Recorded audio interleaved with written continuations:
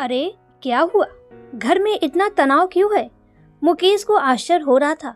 सभी लोगों के सिर पर तनाव की लकीरें साफ दिखाई दे रही थी। तुझे कब से फोन लगा रही हूँ, तेरा फोन बंद आ रहा है, उषा जी ने अपने बेटे से कहा तो मुकेश ने अपना फोन चेक किया। हाँ, मोबाइल चार्ज नहीं है, मैं अभी चार्ज पर लगा देता हूँ। फोन चार्ज पर लगाकर उसे फिर से ध्यान आया। मम्मी पापा, नमिता, तुम सब इतने तनाव में क्यों हो? तेरे पास तेरे ससुराल से फोन नहीं आया क्या जो हमसे पूछ रहा है? तुझे इस बार भी बेटी हुई है? मेरा तो दिमाग ही काम नहीं कर रहा है। जब से सुना है सिर भारी हो रहा है। पहले जुड़वा पोतियां क्या कम थी जो एक और आ गई? एक ही बेटा है मेरा और वो भी वंश को आगे नहीं बढ़ा पाया, उषा जी ने रुहासे होते हुए कहा। ये सुनकर मुकेश खुश हो गया। इतनी बड़ी खबर है और आप लोग मुझे इतनी मायूसी से बता रहे हैं, इसमें तनाव की क्या बात है? तन्वी और अनवी को अपनी छोटी बहन मिल गई है। मेरी बिटिया तनाव का नहीं, खुशी का कारण है। मैं अभी साक्षी से बात करता हूँ, उसके यहाँ से फोन आया होगा, पर मेरा फोन ही चार्ज नहीं था।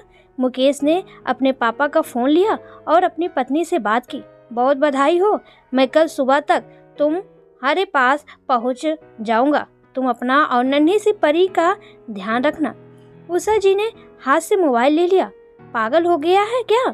बेटी हुई है, बेटा नहीं हुआ है जो इतना खुश हो रहा है। बहू को वापस लाने की जरूरत नहीं है। जो बहू से बेटियां पैदा करना जानती है उसे मैं अपने घर तो वापस नहीं लाऊंगी।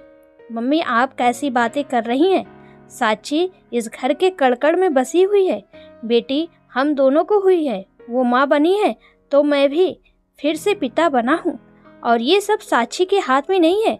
बेटा होगा या बेटी, इसके लिए पिता ही जिम्मेदार होता है, इसमें साक्षी का नहीं कोई कसूर नहीं है। और आप भी किस जमाने की बात कर रही हैं? आजकल ऐसा कौन सोचता है? बेटा, अपने विज्ञान और ज्ञान की बातें तो तू रहने ही दे। समाज आज भी लड़कों के दम से ही चल रहा है। लड़के ही तो वो अपना वंश आगे लेकर जाते हैं। लड़के होते हैं जो घर चलता है। मुझे तो पोता ही चाहिए। जब तन्वी और अनवी जुड़वा हुई तो मैं चुप रही थी। इस बार ना सही, अगली बार तो पोता जरूर हो जाएगा। मम्मी, आप भी बिना बात का तनाव ले रही हैं। इतनी बड़ी खुशखबरी है, घर में एक स्वस्थ बच्चा हुआ है। साक्षी और बच्चे दोनों स्वस्थ हैं, हमें और क्या चाहिए? फिर आजकल बेटियां किसी भी क्षेत्र में कमतर नहीं है। मैं कल सुबह साक्षी और अपनी बेटी से मिलने जा रहा हूँ और उन्हें अपने घर ले आऊँगा। ये तो आपकी जिद की वजह से साक्षी को डिलीवरी के लिए उसके मायके भेजा था, वरना मेरा तो जरा भी मन नहीं था। मुकेश, मुझे मेरी बहू से एक पोता तक नहीं मिला है। मेरी बहू ने मुझे दिया ही क्या है? मेरी सब सहेलियों और रिश्तेदारों के पोते हैं। सब कितने गर्व से रहती हैं, और एक मैं हूँ जो 3 पोतियों की दादी बन गई हूँ। एक पोते की उम्मीद रखना क्या गलत है? मुकेश चुपचाप अपने कमरे में चला गया। साक्षी से उसकी शादी को 8 साल होने को आए हैं। साक्षी पढ़ी लिखी समझदार लड़की थी। उसने पूरे घर को संभाल लिया और ससुराल के रंग में रच बस गई थी। उषा जी का वो बड़ा आदर सम्मान करती थी और ननंद नविता को अपनी बहन ही समझती थी। शुरू में सब अच्छा ही चल रहा था। जैसे ही साक्षी के गर्भवती होने की जानकारी मिली, उषा जी पोते आने के सपने देखने लगी। साक्षी की पहली डिलीवरी भी मायके में हुई थी, इसलिए जब जुड़वा लड़कियां होने की खबर आई तो उषा जी का चेहरा उदासी से लटक गया था। उन्होंने जैसे तैसे मन को समझा लिया था, पर उन्होंने 2 बच्चे होने के बावजूद भी साक्षी पर लड़के के लिए दबाव डाला। दूसरी बार वो गर्भवती हुई तो वो तनाव में रहने लगी थी। उन्होंने पोते होने के लिए साक्षी पर सारे टुटके आजमा लिए और उन्हें पक्का भरोसा हो गया था कि इस बार तो पोता ही होगा, पर इस बार भी पोती हुई। अपने सपनों को टूटता देखकर उषा जी बहुत दुखी थी और तनाव में आ गई थी। रात भर मुकेश सोचता रहा। सुबह उसने अपना सामान पैक किया और जाने लगा तो उषा जी ने टोका, बहू से मिलने या उसे लेने जा रहा है तो कान खोल कर सुन ले। उसके लिए मेरे घर में कोई जगह नहीं है। ठीक है मम्मी, साक्षी के लिए आपके मन में कोई जगह नहीं है, पर वो मेरी पत्नी है। मेरे मन में उसके लिए वही प्यार, वही इज्जत और सम्मान है। मैं साक्षी के अधिकारों की रक्षा करूँगा।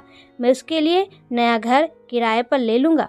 और अगर आप बेटियों को तनाव का कारण मानती हैं तो आपके भी तो 2 बेटियां हैं। एक की शादी आप कर चुकी हैं और दूसरी की अभी बाकी है। जब आप अपनी पोतियों से प्यार नहीं करती तो बेटियों से भी नहीं करती होंगी। फिर तो आप अपने आप से, आपकी बहनों से भी प्यार नहीं करती होंगी, क्योंकि आप सब भी किसी की बेटियां हैं। क्या बेटियां होना इतना बुरा है? फिर साक्षी ही अकेले घर क्यों छोड़े? मुझे भी उसके साथ घर से निकल जाना चाहिए। उसके लिए मैं भी तो जिम्मेदार हूँ। साक्षी ने अकेले बेटियां पैदा नहीं की है। अपने बेटे मुकेश की बात सुनकर उषा जी के पैरों से जमीन सरक गई।